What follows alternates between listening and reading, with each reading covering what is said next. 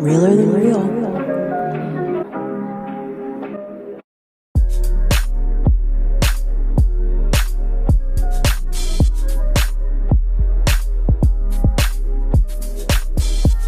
Realer than real. Everyone, welcome back. I'm so excited to be here. If you're watching on video, you currently see me fumbling with my headphones. I'm getting it together. There we go. Welcome back, you guys. I'm so excited to see you here. I'm excited to be here today and every day. Hallelujah. That's becoming like a part of my intro. Like, it's cheeky, it's cute. I like it. I'm going to keep it in. Speaking of intro, I'm going to get to it earlier in the podcast, so that unlike last week's episode, I don't get 4 minutes in and I'm introless. So let's get into it. He, she's, gays, and theys, welcome back to the Realer Than Real podcast. I am your host, Shamira. Sometimes in this world, we keep things real. We keep things very real, but on this podcast, we keep things realer than real. Oh, you guys. Well, by time this posts, we'll be on the second day of February 2nd, I believe. Am I wrong in saying that? Let me double check, because my concept of like time and when days are and dates is, I don't know why, but it's so bad. No, it'll be the 1st. It'll be the 1st of February. So we've officially gotten through the longest month in the year, January. Every year, January feels like it drags on. It's personally my birthday month, so I don't mind because I still feel very like, celebrate me. But for everyone else, I feel like I'm like just sitting pretty, like I'm walking around confident, and everyone else, if you understand this reference, they look like Gary in that one episode of SpongeBob where SpongeBob is trying to like train Gary to be, like this athlete, this like show snail. That's what I feel like everyone else looks like. Everyone else is just like crawling to get to the end of January. So congratulations. On Thursday, we will have made it. Thursday, the 1st of February also means first month of Black History Month. Shout out all my people. Love that for us. But the 1st also marks the first day of my month-long no spend. So I am doing no spend February. And I'm not gonna lie, y'all, I'm kind of nervous about it. So I'm getting my boyfriend to do it, and I'm getting one of my best friends to do it. And I mean, basically it is exactly what it sounds like. For the entire month of February, I am going to challenge myself to not spend money on anything that is not like essential. So obviously bills got to get paid. I would sure love to do a no spend February on bills, and like just tell like the collection agencies like, hey, sorry, I got an idea from TikTok, so I will not be paying my bills this month. Hope you understand. But obviously my bills would get paid.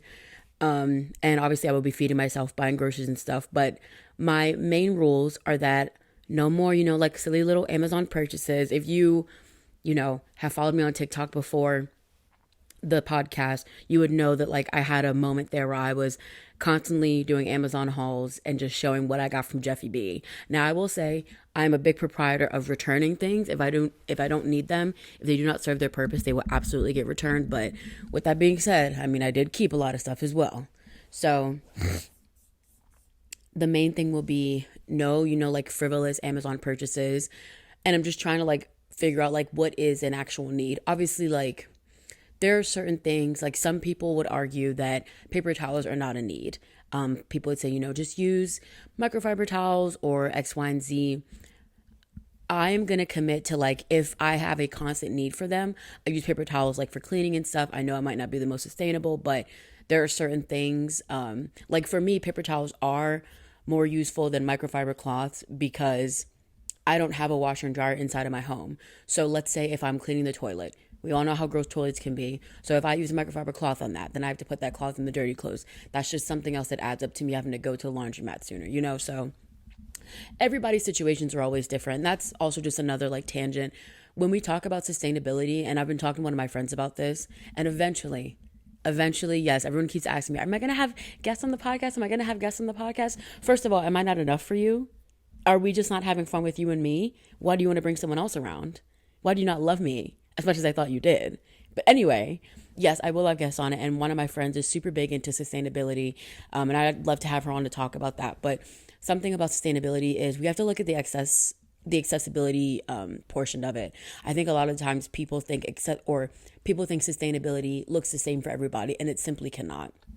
But I'll get off my soapbox on that topic.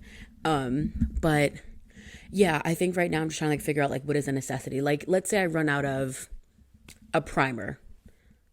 Like, is that a necessity or not? I do wear makeup. Like, I wear makeup to work. I need to prime my face, or else like the makeup won't sit well, and then, you know what I'm saying? Like, I think doing a no spend month kind of challenges you to think about what is actually a necessity to you, and maybe what are some things you could go without. I'm trying to think of an example of something that I foresee myself going without in this no spend month.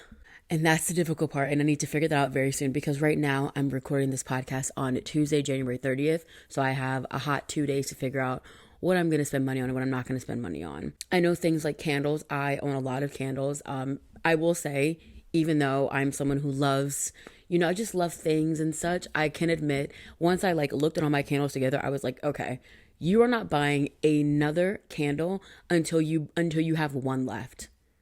Like, one candle left.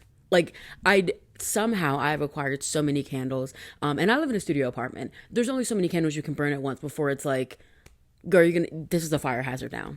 So certain things like that, like things that are nice to have, and more often than not, I do use them a lot. That's something where I'm like, you don't need that, or you don't need so many of it. I can admit, definitely consumerism.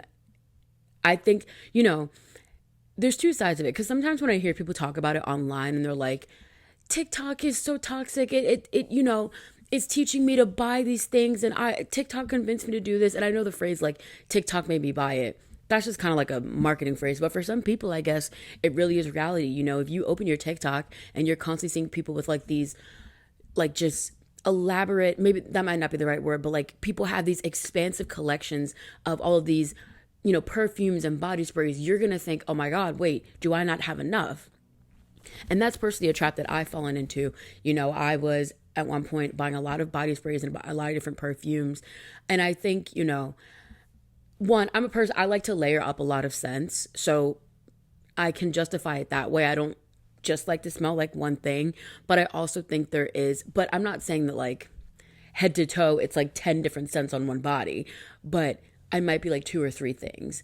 But with that being said, you just have to kind of train your mind to be like, okay, this person has every single Bath and Body Works body spray ever made. And I love that for them, but that could never be me. One day I would hope to, but also I just don't need it, because the more things you buy, you got to have a place to put all this stuff, and it just gets to be too overwhelming. But anyway, my goal is to do the no spend February. I'm hoping to check in with you guys every week to let you know how it's going. I need to make a budget plan for that. I already do like a budgeting sheet every 2 weeks that I get paid, but I think one specifically for no spend. And I think at the end of it, it'll be really nice to see like what I saved money in and what I can put money towards. I'm going to put money into my savings account, money that I don't want to touch. I have, trips coming up once it gets a little warmer outside. So I want to have some money for those. So yeah, it'll be exciting, but I am just like, it already is impacting me, because last weekend my boyfriend was over here and we were trying to, figure out what we're going to do for this upcoming weekend. And we had talked about like going to a record store, because I just recently became one of the people that owns a record player. I automatically feel better than everyone else. So yeah. But we had talked about like, we can go to a record store, and we have like a list of places we want to go for dinner, or like just food places in general that we've seen online that we want to try out in our city. And, I was like, oh, we could do that. And then we could go get lunch or something at one of the places. And I was like, oh shit, wait, we're supposed to be doing no spend month. So I think it'll challenge us. And I also think it's like, but then, it's kind of like, if I'm out and I'm hungry, what am I supposed to do then? Am I supposed to not eat? I don't know. It's difficult. I literally just saw a TikTok this morning, and I want to say this. There's this trend going on TikTok of people being like, what are they saying? Like, quiet luxury is out and loud budgeting is in. And at first I was like, I don't know what any of these terms mean. If you try to say these terms to a Victorian child, they would be confused. But I think quiet luxury, I guess, is people who aren't like loud about like the things they have. They're not like, I got, a billion cars and I got all this jewelry and I'm wearing Fendi head to toe. I don't know. You know what I'm saying? Like, I'm guessing it is the opposite of that. Quiet luxury. And loud budgeting is like, if your friend invites you out for dinner, you're like, no, sorry, I can't go. I only have $3 to my name right now. But I'll see you possibly when I have maybe $6 to my name. So I'm assuming that's what loud budgeting is. But there was like discourse online because one of my favorite creators on TikTok, Flossie Baby, who I just love her because she's so like, she don't tolerate any of the BS and she just keeps it real. And she said one of the biggest fallacies online is that rich people don't like to spend money. Like, and I wholeheartedly agree with her. I think as like regular people, we have to stop thinking that celebrities don't like to spend money. I feel like if they didn't like to spend money, they wouldn't have the things that they have. Unrelated, but semi-related to what we were talking about earlier. This person on TikTok this morning, they were talking about how like, you know, boomers and Gen X, they are often like, you know, stop complaining about how much you get paid. Like back in my day, I got paid, or minimum wage was like 3 something, right? And he did the math, and it basically what it worked out to is like, even if you took your pay for making $3 and whatever to the rent, if it was relative to the rent that was required of that time, you would be able to pay your rent. I think he said over 2 times or 3 times a month because you're making so much extra money. I might be phrasing that wrong, but understand that the fundamentals are obviously back then things were cheaper. So no matter what you were getting paid, you were still able to afford a lot of things. And then he did the math for now and taking the minimum wage in some places that's like $8 or $7. I don't know why. Taking the minimum wage in some states or some cities that's like $7 or $8. And the average rent right now is, I think he said like 17 something, which is insane, but it's the truth. I mean, the average rent, and I think it's important to note that that might be the average rent for a place that has all the amenities you have. I know that my rent right now is not anywhere close to that, but I also don't have a washer and dryer. I don't have a dishwasher. I have very minimal storage space. I have so little counter space. I've sacrificed so much for my apartment, but I had to get what I could afford. And I just feel like I remember looking at apartments like when I was in high school just for fun and seeing that apartments were like not that expensive, like 1,100 max. And now for 1,100, depending on where you're looking, you end up with this, which I don't sound ungrateful. I love my apartment, but it's like great googly muggly. I don't have anything. But anyway, he just kind of looked at how much people have to make. And he also talked about how, Gen X and boomers are saying like, oh, millennials and Gen Z have no goals. They don't want to own property. But like, babe, if we can't even afford to rent, what do you think we're going to tell the bank when it's time to pay that mortgage? Girl, I don't know. But I want to wrap up this topic by saying you cannot budget your way out of poverty. And I think we all understand that. But I think that you can just learn better spending habits. I don't think we should all have to live lives where we don't ever treat ourselves and we're constantly restricted to things, because what's the joy in that? At the end of the day, unfortunately we will all have to leave this plane in our physical form, and we're going to end up on another plane in a form that is not so physical. You know what I'm saying? So you need to enjoy life. Sometimes if that means you're living paycheck to paycheck for a little bit, it is, you got to do what you got to do. But again, I want to hammer home that point because Flossie Baby said that, and ever since then, I've kept that in mind when I feel bad about, I've spent money on lunch when I was at work and I shouldn't have. I could have just packed a lunch. You cannot budget your way out of poverty.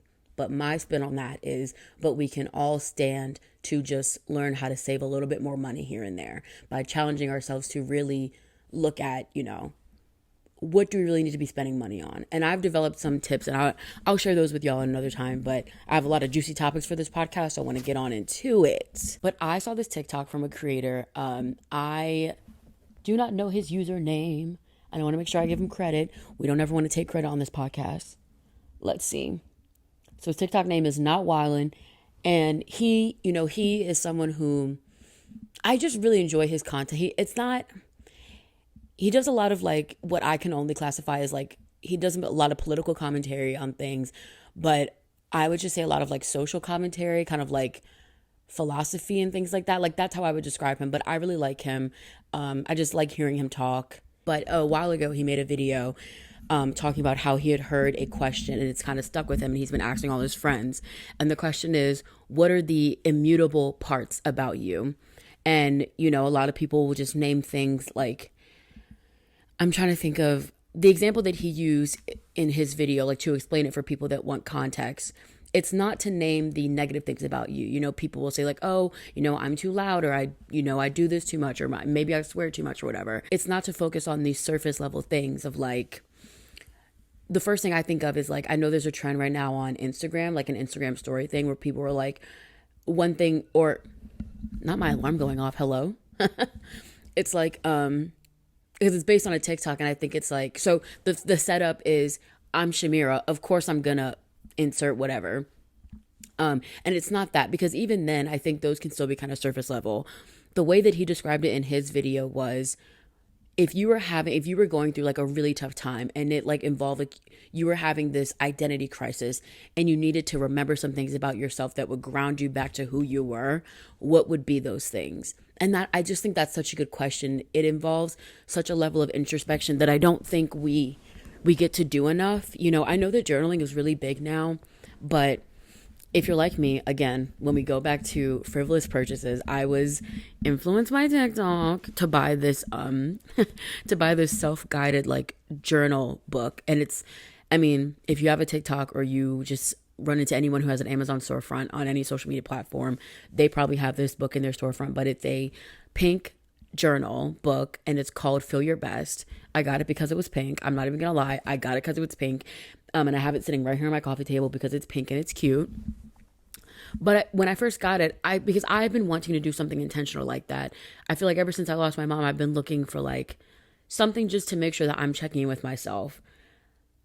Eventually I want to do an entire podcast where I talk about grief, but I think to understand grief for each person, you have to understand who that person is. And I'm someone who just, you know, I like to get things done.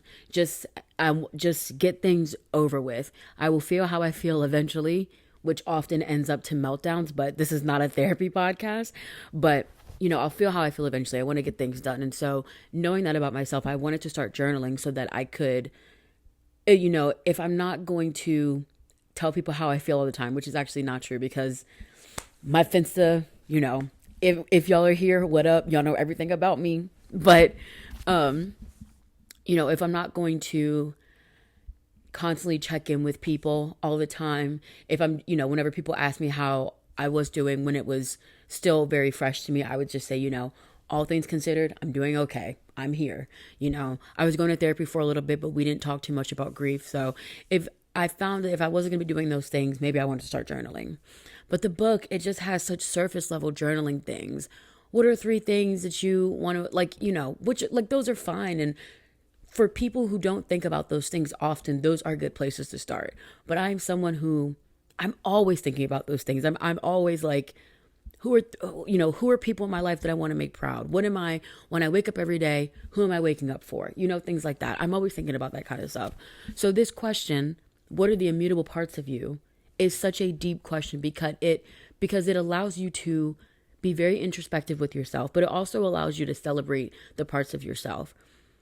Gen Z is very good about, like, they don't tolerate negative self-talk. You know, if you're around Gen Z and you're like, oh, I'm so ugly, they're gonna be like, no, bitch, no, you're not. You're hot as shit. Like, Gen Z is very good about that. But also somehow still, and I feel like as a millennial, I have the negative self-talk, like, quirk from millennials, but I'm also, like, very confident in my head. It's a weird dichotomy to have in your brain of always being like, God, you keep making all these mistakes, but you're a bad bitch though. That is a dialogue in my head throughout the entire day.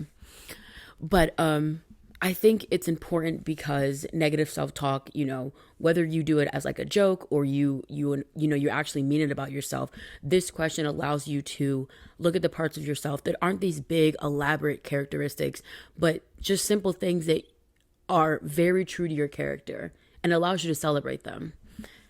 But with that being said, you guys, this question, it was really hard for me to find an answer because there are a lot of things that are very on brand of me, like buying things just because they're pink. So I'm challenging you, one, as you're listening to this, which I've been going on for a little bit, so I know you've had some time, but while you're listening to this, go ahead and think about some of those immutable things about you. And if you're watching this on YouTube, please leave it in the comments. I would love, love, love to read what you guys say about yourself. If you are listening to this on, Spotify, Apple Podcasts, or wherever else you listen to podcasts, I know you can't leave comments on there, so please find a way to let me know what are the immutable parts about you, because I'm so interested to hear what people have to say about this.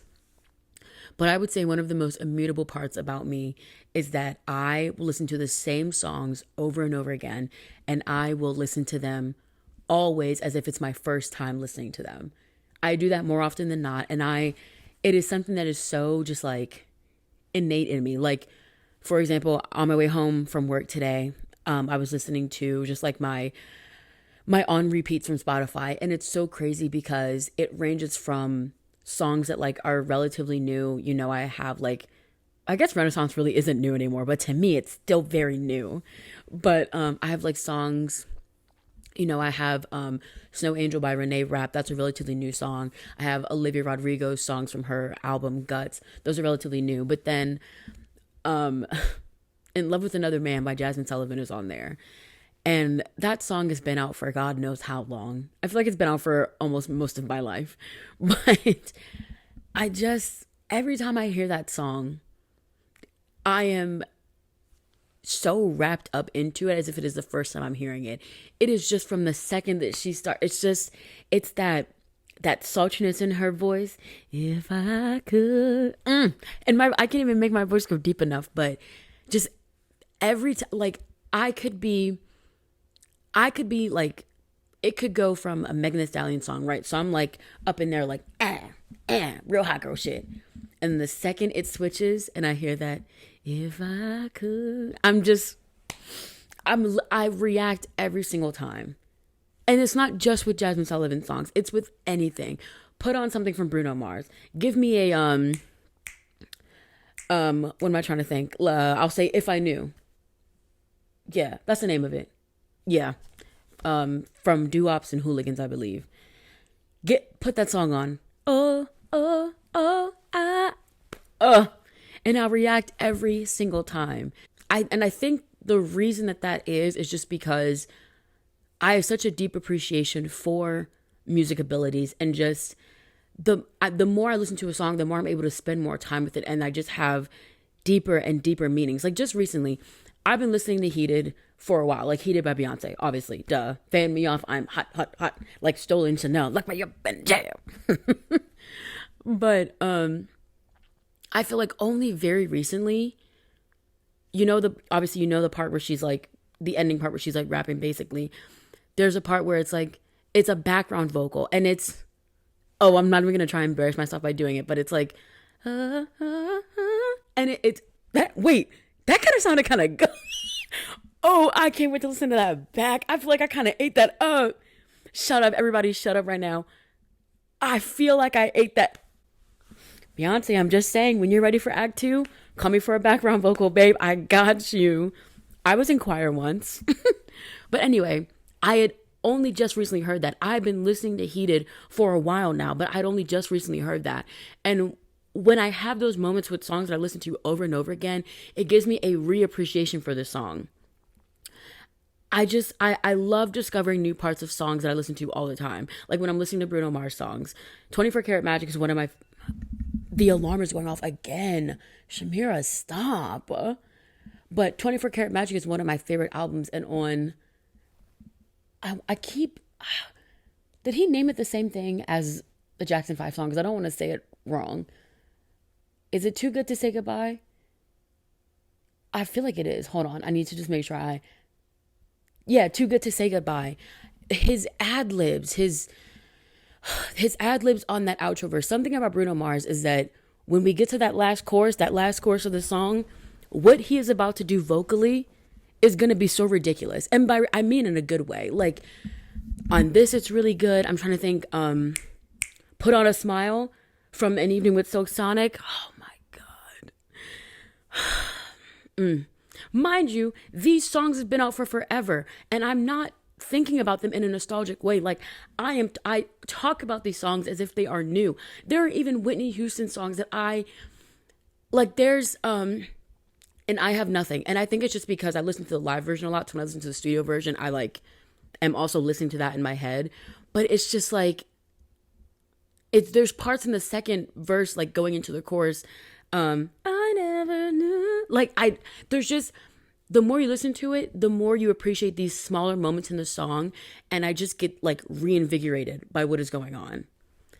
See, this is immutable about me. I could talk about songs that have been out for so long. I could talk about why I love just these minor things in them. Another one, just as an example of like a small thing. In Skate, another Silk Sonic song, in the last chorus, Bruno does this thing where it's like, oh my God, what is it? It's right. Okay, yeah. So it's like the first part, and he does this. Oh wait, this is gonna be difficult. I can't even do it. I'm so embarrassed. I can't look at you.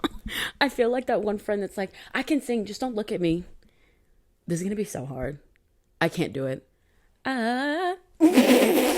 Scratch that from the record. I'd like to scratch that permanently from the record. Do not ever talk about it. But he does this like, it's so quick. It's so clean. It's so succinct, but it's beautiful to me. And every single time I hear that song, and I feel like that was not, of all the songs on the album, that was not one that people liked the most. But for me, just because of that small part, every time I hear that song, no matter what I'm doing, I will make the same face. I'll have the same expression. And it's just like, run it back a little bit. Even if we don't start over, let's run it back a little bit.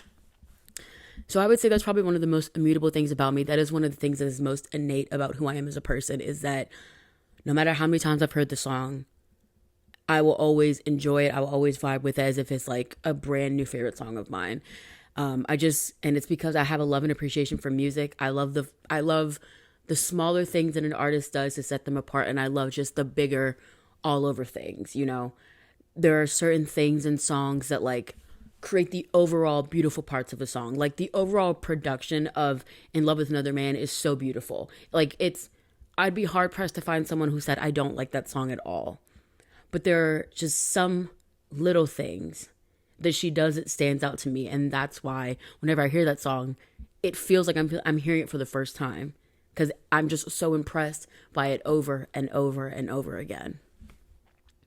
So yeah, I am looking forward to hearing some of the immutable parts about you. Please, please, please share them with me. I want to know y'all. I want to get to know you.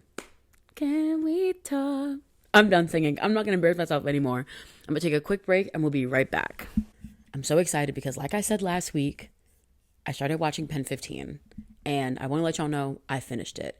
So these will not be real-time episode updates, although I'm thinking that I want to go back and rewatch it. The way we're going to do this in this format, y'all let me know if this works for y'all. I think I'm going to decide also if it works for me, but like I said last week, I'm going to watch it. I'm going to run it. I'm going to go through it episode by episode and we're going to talk about it. We're going to discuss it. Because I think for me, there are very few shows that like I watch that I feel like everybody needs to see. You know what I'm saying? Like, I am like, I'm a big fan of like Gen V and The Boys. I love those shows, but they're not necessarily shows that I think everybody should see. I think if you like that kind of stuff, I'd recommend it to you. But I wouldn't like automatically open up and say that everyone should watch it. But for me, Pen 15, one, I really like coming of age stories. I think that they are just so important to like give kind of insight into like, not even insight, but I think it's good to watch them as adults to like really have a moment of like reflection and just like appreciation for kind of those awkward years you've gone through. At least for me, that's the impression I get. I know some people don't like them because so after I finished watching, I did like a deep dive, as I do. I'm a person that fixate on things. As you just learned from the last segment, I cannot just simply just watch something or listen to something and that's it. I have to go on a full dive. I have to like fully invest myself into it. So I started looking at the tags on like Tumblr, you know, Twitter, TikTok and stuff. I have not done Reddit yet, but just know I'm about to become the hottest Reddit babe ever because I like completely forgot that like Reddit is really that place where the girls talk. The girls share like theories and, you know, I'm here for it. So Reddit, I'm coming for you. But I saw takes of people saying that like they don't enjoy shows like this because it's almost too awkward to watch. But when you look at it, I mean, the show is about these middle schoolers who are so aggressively sexually curious. Like, the premise itself is awkward, and then you have the two actresses who the show is about playing themselves. They are full adult women, but they are playing themselves as middle schoolers. It doesn't get more awkward than that. But it just, if awkward does not describe damn near everybody's middle school experience, then I don't know who you are. If you cannot use the word awkward to describe your middle school and even high school, and dare I say it, even college experience, you might be better than everybody else. You might be a step above everybody else. But for most of us, those were very awkward times. But I love the show. I really did. Like, I'm so sad. Maya and Anna, actually, can y'all come to the front? Because I know you're watching. First of all, hi, hello. Nice to meet you. I'm Shamira. Second thing, how dare you give me a show where I root for every single character almost, and then after 2 seasons, you just take it away from me? How dare you? Because if you're like me, you're gonna connect to the characters. You're gonna want to see them all flourish and grow. And once I realized that it was only 2 seasons and that it just kind of stopped, obviously filming stopped. I think filming stopped probably around the time of the pandemic, and they were just kind of like, it is what it is, y'all. They couldn't even continue it if they wanted to, because now everybody in the show looks so grown and because besides like their parents and like the adult roles in the show, everybody else in the show was like actual like middle school age kids, and now maybe not middle school age, but they were all like younger children, like they were child actors, and they're all grown now. Like, ugh, God, it makes me really sad because it's just such a good show. And I don't know, y'all need to hand down the rights to somebody else then, because I need to see these characters flourish. It breaks my heart. But it was a really fun show. I'm really sad that it's as short as it is, because I definitely know it would have taken off, and it could have really been something even more beautiful than what it was. I didn't watch it when it was like a current active show, but I'm so sad I missed the hype on it. I think that would have been something that I would have enjoyed watching with the masses. It would have definitely given me like Euphoria vibes. Not so much in the content of the show, but like watching it and bonding with people, in that way. So, pilot episode. Obviously, pilot episodes are used to establish a lot and just to introduce you to as many characters as possible and to just give you a baseline of what you're looking to in the show. I think right off the bat, I'm not going to go like scene by scene, kind of frame by frame. But, if that's maybe what y'all want to do, we can look to that when we go to episode 2. But the pilot immediately establishes, one, that Anna and Maya are both incredibly confident in themselves, but also very insecure.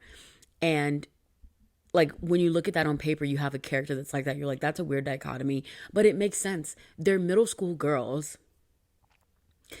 And I just feel like, you just have like this confidence of like, I can't explain. It's so hard to like actually tangibly explain. It's one of those things where it's like, but it's like, I get it. I absolutely get it. Because as a middle school girl, like, you know what it is that they're not actually insecure within themselves. They do have things like, Maya's character in the show, she ends up like growing a little bit of a mustache, right? And she is asking Anna, she's like, do you see my mustache? Like, is it that bad? And they're constantly like hyping each other up. So their insecurities are not, some of them are more deeply rooted than others, but the ones that are very surface level, they're always able to like shake each other's mindset about that and be like, no, like, girl, you're so pretty, Maya's character, for example, I mean, and like, obviously, I probably should have said this first, but spoiler alert for the whole series. If you're looking to watch the show, don't listen to what I'm about to say right here. But Maya's character, well, actually, I feel like this is one of the things that people knew about the show, but Maya's character goes through some insecurities about like her being Japanese. She experiences something at school, but then she also experiences some of it at home. And those insecurities are a lot deeper than like her growing a mustache or her having body hair. So that juxtaposition in both of the characters of them being so confident, but also having these like awkward, like just movements and these awkward kind of like just beings. They're so awkward in their own bodies, which is just so akin. Come on now, big word.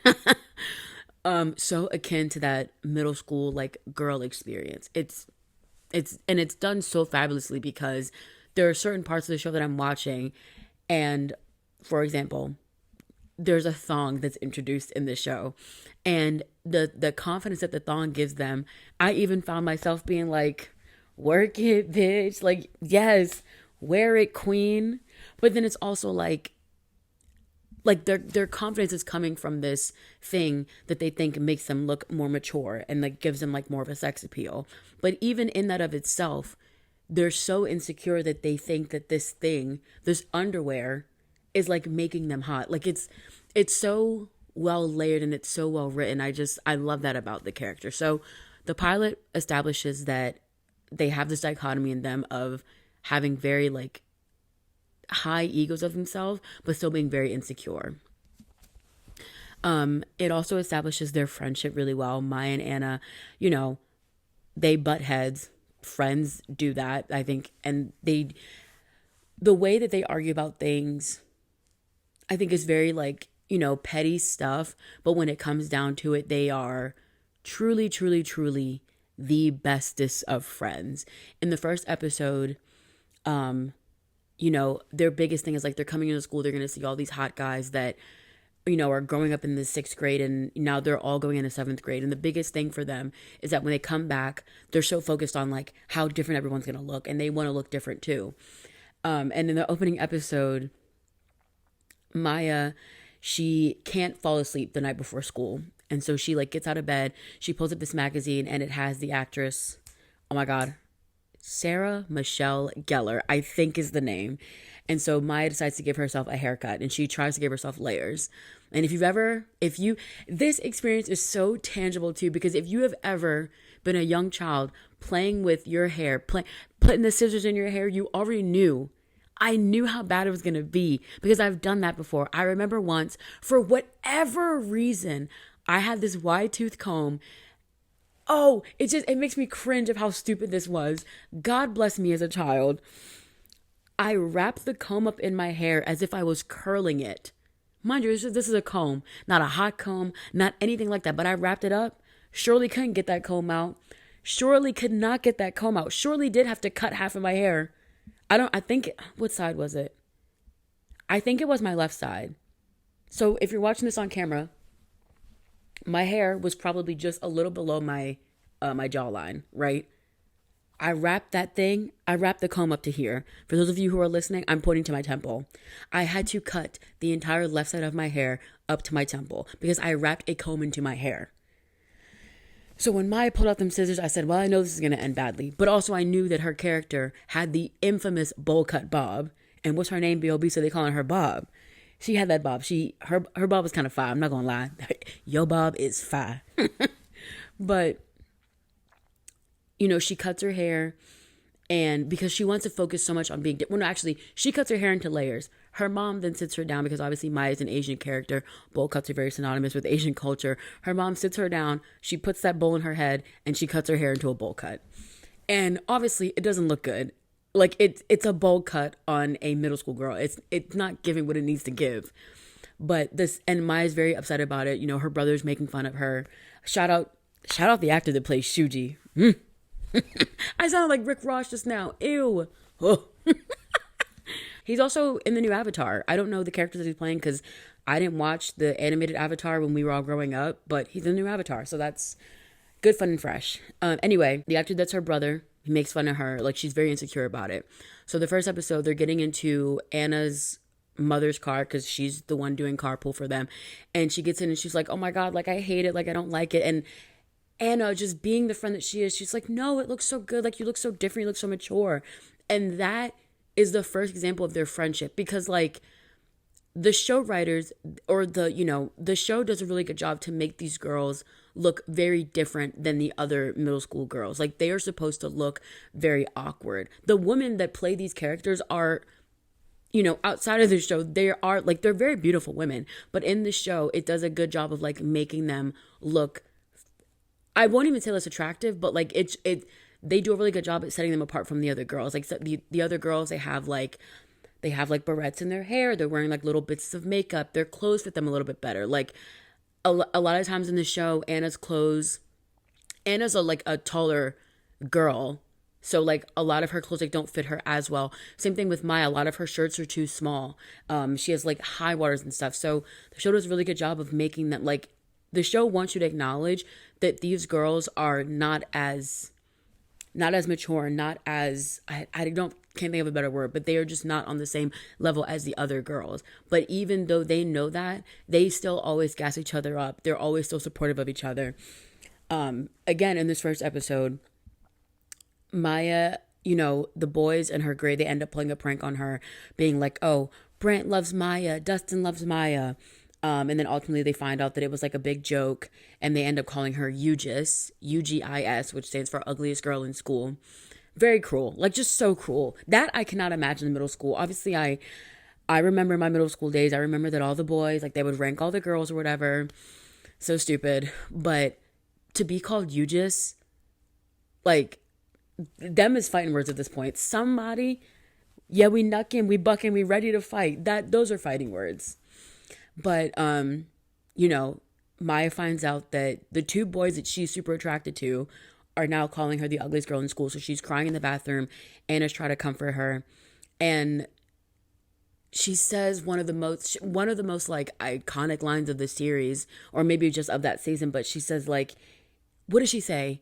She's like, I'm the ugliest girl in school. Like, don't you get that? Like, it's such a sin to like love me or something, which is so deep and profound for a middle school girl. But also we have to remember this is a show that's written by adults and stuff. But that was like, it's such a good line. And it's so like, it hits so hard because, I'm sure that as a middle schooler, no one was thinking those exact words. But like, that's ultimately, if you look back on your middle school experience with like the adult lens and the adult lexicon, another big word, come on, Shamira, you're able to look at that. And that's, I mean,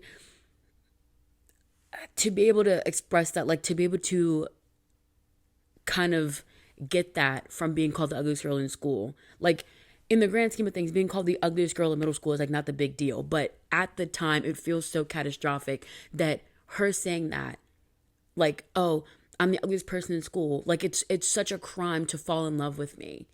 That, come on, writers room. Okay, yeah, so one, I got the line wrong. So Maya says, like, I'm the ugliest girl in school. Don't you get that? To love me is the biggest insult. And then Anna turns back to her and says, well, then I guess I've been insulted the greatest.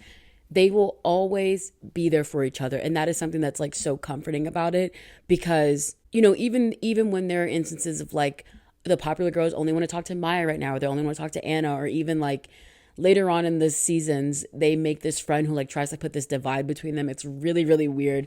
That character is meant to be written weirdly, but they always find a way back to each other. Anna's parents go through a divorce during the show, and one of the most beautiful scenes of the entire show, one of them is Maya and Anna are at Anna's house, and they're like, her parents are just arguing, like screaming at each other, and the girls sneak up to the door to listen. And I'm almost sure like you can probably see Anna like start to well up, and Maya just takes her hand and they just run, and they just keep running and running and running. There's a part in the show where like Maya is kind of selfish and like makes the situation about her and doesn't understand like why everyone's being so fragile around Anna. But in that moment, that's one of those other defining moments where Maya and Anna's friendship is so pure, and it's so just like they're always going to support each other. And I love that. I love that we get that from the very first episode. Again, like I said, there need to be different. The phone call, the literal first scene of the show is them on the phone talking about how different everyone's going to look and how different they want to be. And I think that's an important signifier, because throughout the entire show, they're trying to do things that set them apart from everybody else. Or not even set them apart from everyone else. They're trying to do things that set them apart from their prior selves, I feel like. And that, again, is such a prep. And that's not even just like a middle school experience. I feel like that is something that is innate in all of us, At the start of a new year, everyone like, oh, you want to get a new haircut. Maybe if it's around your birthday, you want to do something new. You constantly want to reinvent yourself because you constantly want to set yourself apart from who you were. Especially in the show, their need to always be different. They're always looking to do it in a way that makes them more mature. It's not just like, oh, Like when Maya cut her hair, she didn't do it because she wanted a new haircut. She did it because she wanted to find a way to level herself up and make her, this, she wants to go from like this meek and timid 6th grader to like this beautiful, bold, confident 7th grader. And that was her way of doing that. So that motif, come on now, another good word. That motif of always wanting to change who you are, to be different, to set yourself apart from how people previously perceived you, is so relevant throughout the show. And then, of course, one of the things the show is literally pen 15, which if you look at it written, it looks like it says penis. So the show is really all about these girls and their sexual curiosity.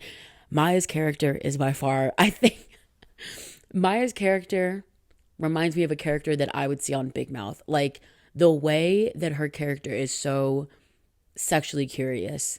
I think it's one of those things where it's like, it's so, not so hard to watch, but it is just kind of like, oh, like, we'll talk about it later on when we get to that episode, but she does a lot of exploration, and it's almost like it's kind of uncomfortable to watch. But if nothing else, these actresses, these writers, these producers, the directors, they all knew what it was going to give. That level of like sexual exploration, and then also the shame that comes with it, which is basically what Big Mouth talks about as well. But just kind of like, we grow up in a society that is so focused on sex, and we're constantly seeing like sexual images in our face. But then when you get to that point in your life where you're like, okay, let's see what it is giving, then it's, it comes with a whole heap of things, right? I mean, I'm trying to find a way to talk about this because I know that I have family members listening. I'm going to try to keep it cute, but just know we are going to talk about some of those things in depth. So I'm just letting y'all know. But yeah, both of these girls are so sexually curious. And I mean, just in general, the people that they are in school with are also sexually curious. But I think specifically for them, again, and it goes back to doing something different to set yourself apart. Doing something different that like lets people know, hey, I'm not this 6th grader you used to know. I'm a grown woman now. Because obviously in their minds, and I feel like we can all feel this way, I feel like when I was in 7th grade, I feel like looking back at it now, I feel like I thought I was a lot older back then. You know what I'm saying? Whereas though now, if I look at someone if I was to meet a kid somewhere, that sounds like Chris Hansen needs to come get me. But I'm saying, like, if I was out at a store and I saw a kid and their mom was like, oh yeah, my kid's in 7th grade, I'd be like, oh, they're a baby.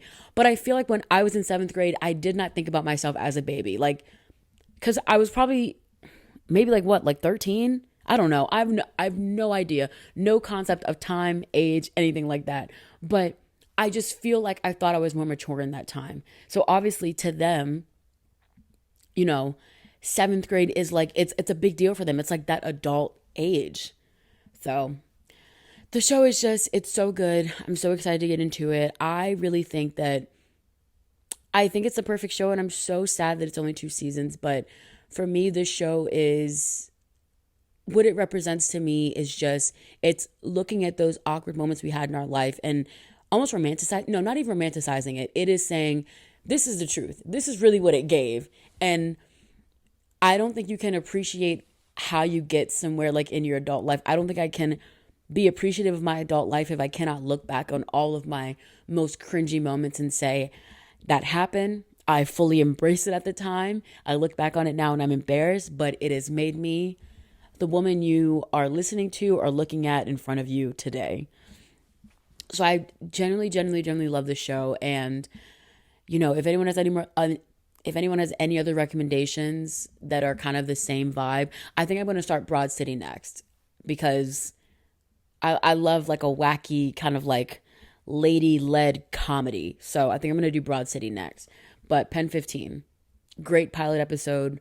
Enjoying it so much. Cannot wait to go further into it with you all, because I've already finished it. But I'm honestly going to rewatch it so that I can just refresh myself for these moments here. But that's a wrap on the first episode of Pen 15. I think maybe for the next one, I might go scene by scene, because I feel like I left out like some key things. Like, okay, also let me tell y'all this. The way the episode ends. So when Maya finds out that all the guys are calling her Aegis, she is like, we need to do something about it. Or Anna says, we need to do something about it.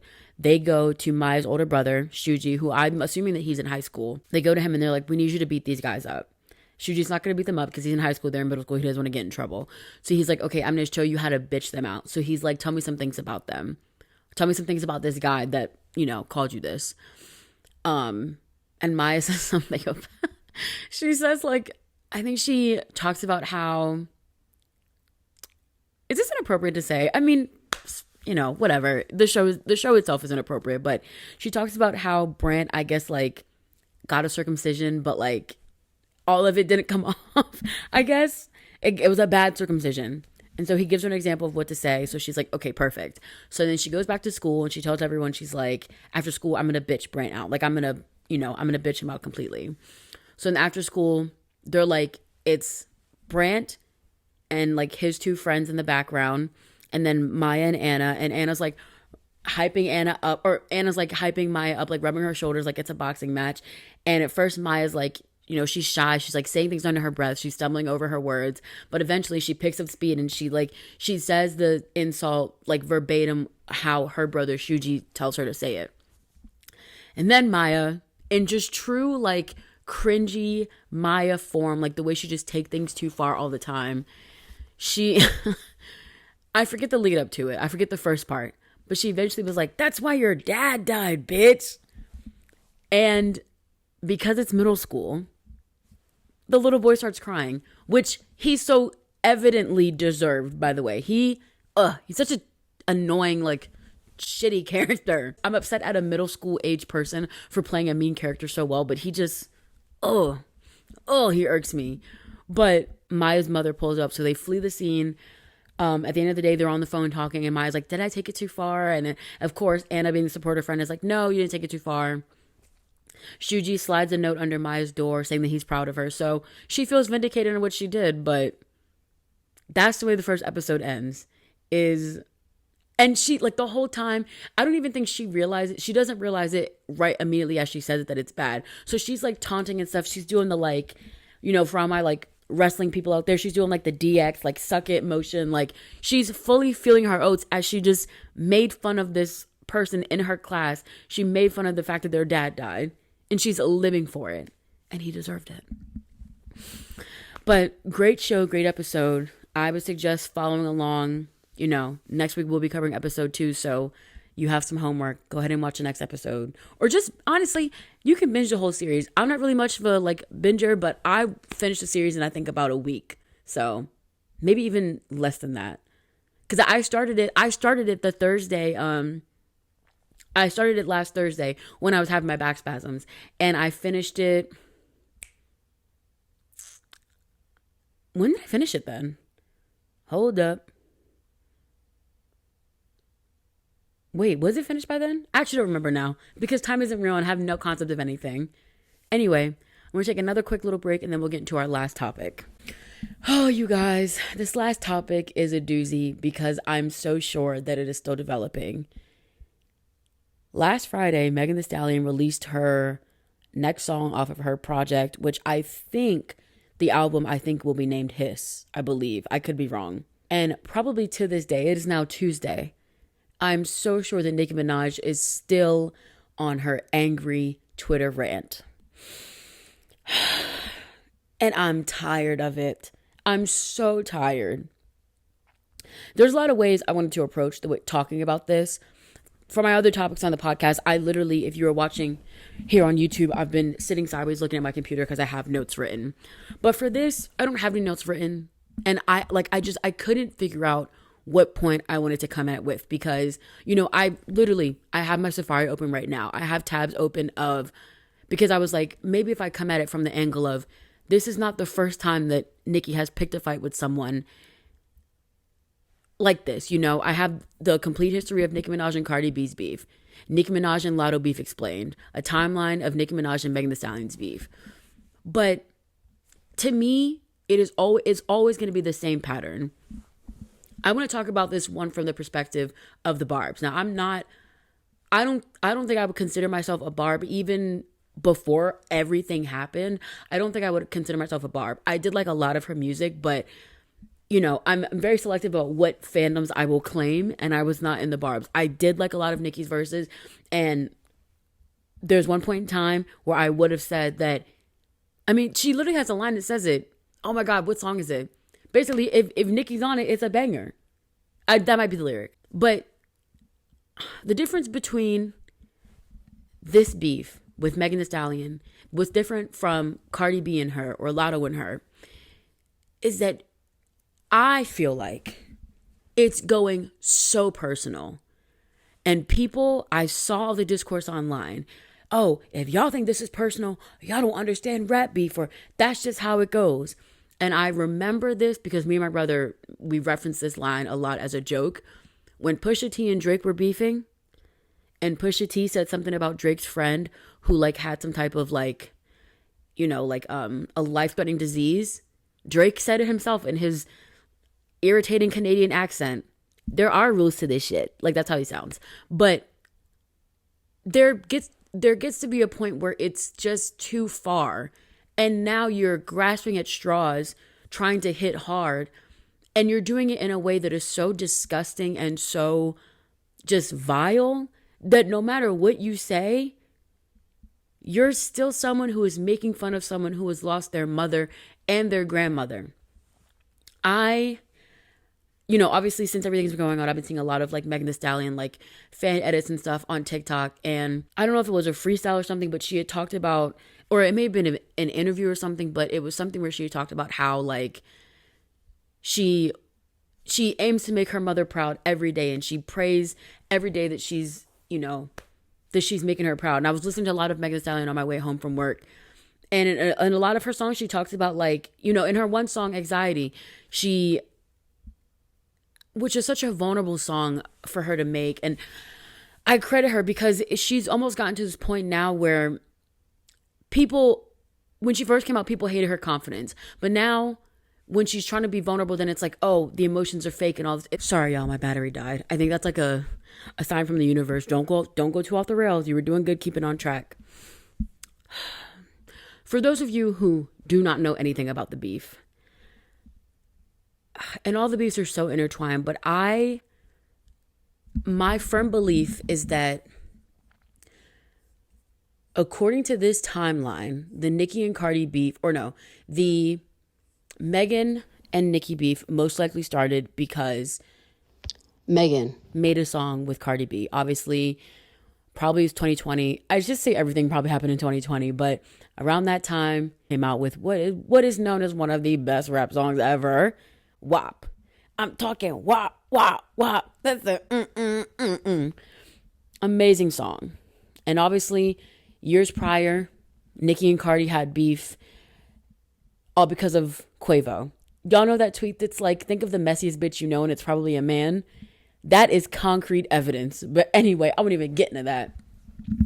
So because of that, a lot of people believe that's where the beef started. Looking at this article on independent.co.uk, let's see exactly what they say. Now, mind you, right before WAP came out, Megan had a song with Cardi B with the parsley of features himself, Ty Dolla $ign, Hot Girl Summer. Really give a fuck what I've been. It is what it is. That's a 5-star. She a big old freak. That song, goated. One thing about Ty Dolla $ign. Oh, I love that man. Anyway, so right before this, they had that video. They were on live together having a good time. It says here that Nicki Minaj unfollowed Megan on Instagram in 2021 January 2021. And then months later, a lot of people were convinced that Nicki took her first jab at Megan in her song Seeing Green, where she says, "One margarita pizza with Parmesan and garlic. These bitches thirsty. I see why they alcoholics." And one of Nicki's, one of her beginning arguments that she constantly shades Megan for, or at this point it's very direct. She talks about how on that live where, they were on live together. They're both wearing green and black zebra print stuff. And, at the time Megan's thing was, let me draw the boat, where Megan would, being the hottie that she is, she would pour alcohol down people's throats consensually. That sounded really aggressive way I say it. She would feed them a drink consensually. And One of the things that Nicki constantly brings up is how Megan kept forcing her to drink, even though Nicki told her that she was pregnant and all this stuff. And she was like, oh, she told her to get an abortion and all this stuff. I don't think any of that was captured on the live. If it has been, I have not seen those clips. It's only just been word of mouth and word of mouth from Nicki, which is very untrustworthy at this point. But regardless of if that happened, I did see a tweet and somebody was like, so let me get this straight. She told you to, it's honestly enough. It is kind of funny though. She said, let me get this straight. She told you to get an abortion because you had sex with a convicted R word. She kind of was trying to do you a solid. Had me in tears because, I mean, let's clock the tea. Let's clock that tea. So it says September 22, Queen Radio. After brushing off questions about Megan during the Queen Radio show in September 2022, Minaj then proceeded to detail an alleged conversation with someone who Minaj claimed tried to get her to drink while she was pregnant and suggested she could get an abortion. Like I just told y'all. And then it says, Nicki continued, imagine posting photos that you were pregnant and the person doesn't even like it or say congratulations. But then when you post that Beyonce sent you flowers congratulating you, the person then tried to send you flowers thinking that, oh, I can use this as an opportunity, as she does with everyone else. She'll post the flowers. I didn't even let them shits in my mother house. When a fan relayed Minaj's comments to Megan, she responded with the all caps post to X, formerly known as Twitter. She replied, lie. In the same show, Minaj appeared to make several references to an emerging female rapper she felt she had supported and championed and that she felt let down or betrayed by. Something that always gets me about Nicki Minaj is that she always comes across as feeling like she is always being betrayed or let down, whether it's by other girls in the rap industry or whether it's by the industry itself. And that's something that I think barbs have hung on to for a very long time. They will always see Nicki Minaj as a victim. So no matter what to them, no matter what she does, the barbs always see her as, oh, well, she's always getting this said about her and she's always getting this done to her. So she is the real victim here. And to that, I just say, can we be FFR? Can we be serious for once, y'all? Again, Nicki is alleging this conversation. Nobody knows if that was said, right? The only people that know what was said are Nicki and Megan, and if anyone else is in the room, those are the only people that know it. So we don't know who to believe in that situation. But Nicki is, her thing is always, I feel like I supported this person and now they're turning their backs on me. They're saying things about me. It is suspicious that at first, you're on live with this person and y'all are having a good time, but now they make a song with your person that you don't mess with. And now it's, well, actually, I don't know. And then, of course, one of the most relevant examples, March 2023, in Nicki's song Red Ruby to Sleeve, she says, 700 of them horses, we ain't fixing to leave, but I don't fuck with horses since Christopher Reeves. And of course, Megan calls herself the Stallion. So everyone, including myself, thought that was very much of a direct hit. I guess also in the same song, she said, Dorito bitch is mad that they not chose, in an apparent reference to Megan's branded track, Flamin' Hottie, for a Super Bowl commercial with the flaming hot Cheetos and Doritos. The most pointed lyric came when Minaj rapped, that 40 cal make him dance like go-go, which seemed to be a blatant nod to the rapper Tory Lanez shooting Megan in the foot in an incident in July 2020 where he reportedly was shouting dance bitch while doing it. Oh, now let's really get into it. First of all, the reason that I stopped streaming Nicki Minaj is because she married a convicted R word. As Cat Williams said, you have an unnatural allegiance to losers, and I don't like that about you. It is so sick and twisted for her to sit up there and talk about anybody. And so whenever somebody calls her out, because at first, and I'm going back for a second, when her and Lotto were beefing, and at first the beef started off as something that I'm like, okay, I understand. Nicki Minaj's song Super Freaky Girl was being put in a pop category, but Lotto's song Big Energy was being put in the rap category. And Nicki's like, I just think they should both be in the pop category. Whatever, I'll give you that. But now, of course, and always Nicki fashion, she starts going after appearance and stuff. And I just saw some DMs leaked today, the DMs between Lotto and Nicki, because Lotto went to her personally first. Mind you that Lotto went to her personally first, DM'd her. It was basically like, hey, what's tea? And then Nicki starts going on. And she had been calling Megan Bigfoot. So this is not a new thing, by the way. She had malice for this woman. It's sick. Like, she's just a bully, bro. Like, that's all what it boils down to. I don't want to drag it out for too long. My issues with Nicki is that it is giving bully. You can have your issues with people for whatever reason, but the attacks on the physical appearance, because you know what, I will say this, Nicki's a very pretty woman in the face, very gorgeous face. I am almost sure that she's never gotten any work on her face, like her face. No. But I'm going to tell y'all this. I have 20/20 vision. I have perfect vision. I saw the pictures from whatever performance she was at recently. I saw how it looked from the side. And that's all I'm going to say on that. When you marry someone who is convicted of what your husband is convicted with, and then you not only double down and have a child with him, what? How do you even think you could ever have the room to talk about anybody and anything? It's not alleged. It's none of that. Convicted. If you look him up on Google, he has several mugshots. What is it giving? What is it giving that you think you can ever run your mouth about anybody? He can't go near parks. He can't take your son to school. But you're over here talking about Bigfoot said this and Bigfoot said that. Oh, I'm going to call Lotto a Karen. It doesn't make sense. It doesn't make sense. He without sin shall cast the first stone. You better, no stones in your hands. No stones. You can't say yet. Allow me to go on a tangent real quick. Allow me to just take you down a quick drive. This had to have been last summer, right? Summer 2023. Drake, Aubrey Graham took it upon himself while he's on his tour. He was in Houston.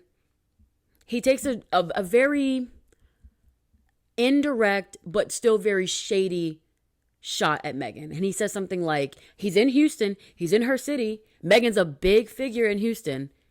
It's like her and Beyonce are the two biggest people to come out of, the two big, I don't want to like diminish anyone else, but like when I think of Houston, the first people, I'm going to think of Beyonce first and then I'm going to think about Megan. He says something and he's like, something. Oh, not that Megan, this Megan.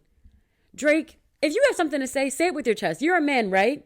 You're a man, but you're always in women's business. Say it with your chest. Not that Megan, this Megan. One thing about Drake, he's always going to be in a woman's business. That's an immutable thing about him. Always in a woman's business. Anyway. I don't listen to him no more either. Because after that, because you know what my thing is about this?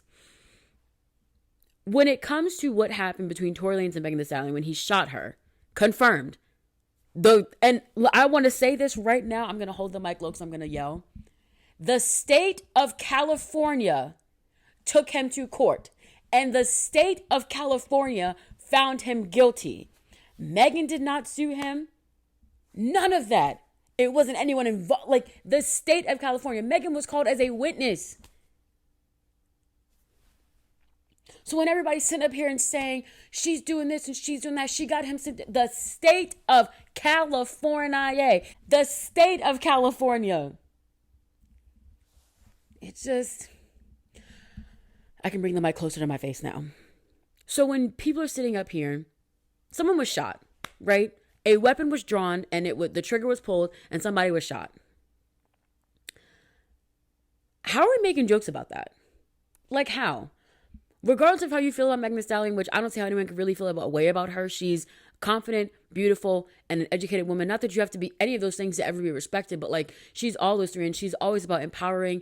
I don't understand how people could hate her, but regardless, if you feel a way about her, she was shot. This is, in my mind, it's not something to make jokes about. 50 Cent was shot. People don't make jokes about that. People reference it. Well, I don't know. I guess like I've heard like maybe Cat Williams make a joke about it or something. But I feel like if you turn on a Lil Baby song, he's not going to be making jokes about 50 Cent getting shot. Because that's just not something you joke about. I don't understand why when the trauma is happening to a woman, it apparently is a key. It can be a bar for everybody to use. Drake used it in a song where he talks about like, it was like a double entendre thing. He talks about lied about getting shots because apparently people think that Megan also got her body done. Look, I didn't study bodies in college. I know a real one when I see it. Baby, that's Houston grown body right there. And she works hard for it. I don't know if y'all seen Megan's workout videos on like TikTok or Instagram. She is running uphill on sand dunes. Tell me what part of her body could be fake. And she's now Mother Fitness. Thank you, Planet Fitness. I feel like I chose the right gym, knowing that y'all are endorsing Megan the motherfucking Stallion. But going back to it, somebody was shot. A woman was shot in the foot, and Tory then told her to dance. That's not funny to me. That's not funny. That's a crime. That is horrific. That is horrendous to think about. Like, that's so ugly, so vile, so abhorrent, all those things. And the fact that there's so many people using it as punchlines and jokes and using it in songs is so disgusting. It is a crime. A violent act was committed. It don't make no sense. So in his, Megan, I guess you could say she's taking shots at everybody. She talks about how men are upset about BBLs, but they walking around with the same scars. Drake. Let's clock it when we see it. She's talking about Drake. The line she said about Nicki that set her off so much. These hoes don't be mad at Megan. These hoes mad at Megan's Law. I don't really know what the problem is, but I guarantee y'all don't want me to start. Megan's Law is a law that basically says that sex offenders have to have their information public so that people around them know who they're living amongst. And that is what set Nicki off. Nicki is upset because she married a convicted R-word. She had a baby with him. And people are exposing it. And it's not even people are exposing, because it's not like no one knew. When she first started dating him and people found out, I remember people being like, oh, Nicki, really? But her fans they'll always allow it. Her fans are always, y'all are always up. That's what a fan does. A fan, disregards the idea of what a parasocial relationship is, and you feel like you know this person. How did y'all turn a blind eye to that? How does that get overlooked? So since that line, I'm the second, because you know what? Nicki had that song ready. That she had Megan Thee Stallion typed into Spotify and or Apple and said, yep, search. Right when the song dropped, search, and she heard it, and she's been tweeting ever since. It's been nonstop. She had this song Bigfoot release, which is not a diss track. She almost came at Pop Bass for calling it a diss track. Pop Bass said Nicki Minaj set to release her diss track in 24 hours. She said, who called it a diss track? And then you listen to it, and it's quite literally a diss track. I'm going to say this. I'm tired of it. I thought I had Nicki Minaj blocked on Twitter, so when I started seeing her tweets, I said, oh God, here we go. And now they're all that pops up. But I'm sick of the discourse because it's taking away from all the accomplishments that Megan has done. I don't know why I'm so supportive of Megan Thee Stallion. I don't know what it is about her. I don't know if it's because I just generally like her music. Her music is all about just feeling good, being confident, and knowing that you're that bitch. And I love that. I don't know if it's because she has a Bachelor of Science in like public health, I believe. And I think that's really impressive. While she's literally putting out these absolute bangers of songs, she's getting education. And I love that for her. I don't know if it's because she lost her mother and she lost her grandmother. And in spite of all that, she is consistently breaking records and pushing through and just creating a community around her and inspiring women like me every day and just always pushing the bar. I cannot imagine, I said this before, I've lost my mom and I've had to push through and persevere. I could not imagine being at her level of fame and not having someone to fall back on. And the fact that she has done it and she's had her low moments as, people expected her to have, but she's had her low moments, she's pushed through those and she's been able to do some amazing things. It could be a combination of any of those things, but I am just so supportive of her and I'm so proud of her. And the fact that Nicki has just taken such low roads to come at her and just take her down showed to me that she really doesn't have anything against her. Like, if you had actual tea, you wouldn't be saying, oh, bring your mother back from the dead and you need to apologize to her. If you have actual tea, you're going to say something worth listening to. If you have actual tea, you're not going to create this AI generated cover for your song Bigfoot, where one, she's literally like basically calling Megan a monkey, which you were the same person that was upset that Cardi B was calling black women roaches. And now here you are in 2024 calling another black woman a literal monkey. You wouldn't be sitting up here creating AI generated images with a big like monkey with a wrapper on their foot. Like, if you had something actually substantial to say, you wouldn't be bullshitting and doing all this other stuff. You would actually say it. I'm getting heated. I'm getting real heated. I need to calm down. We need to stop paying so much attention to what Nicki's saying. Nicki's going to keep spazzing and her fans are going to keep feeding into it. I know that I'm upset that I know this because I don't want to know this. The cemetery that Megan's mother is buried at, they now have to have extra security because her fans, Nicki's fans, are talking about going and like desecrating her grave. That is sick and depraved. Sometimes celebrities do not call out their fans enough, and I think that they should. But what's worse than not saying anything is to encourage it. And that is the scariest thing. Oh, y'all, I'm tired. I need to eat something. This is going to be a long podcast. I already know it. But you know what? I'm going to end it with that. We should support Megan. If you are a fan of hers, you should support her and not paying attention to any of the negative stuff that's going on because she's not paying any attention to it. Megan is watching her anime somewhere, doing her incredible workouts, and, you know, shaking ass somewhere. And I think we just all need to take a page out of her book and just not paying attention to it and just vibe. But yeah, that's it, y'all. I got real heated. I feel like when I watch this back, I'm going to be like, calm down, friend. Okay. But anyway, I hope y'all enjoyed episode, 3 of Real Isn't Real. Thank you all so much for watching. I will see y'all all next week. Bye.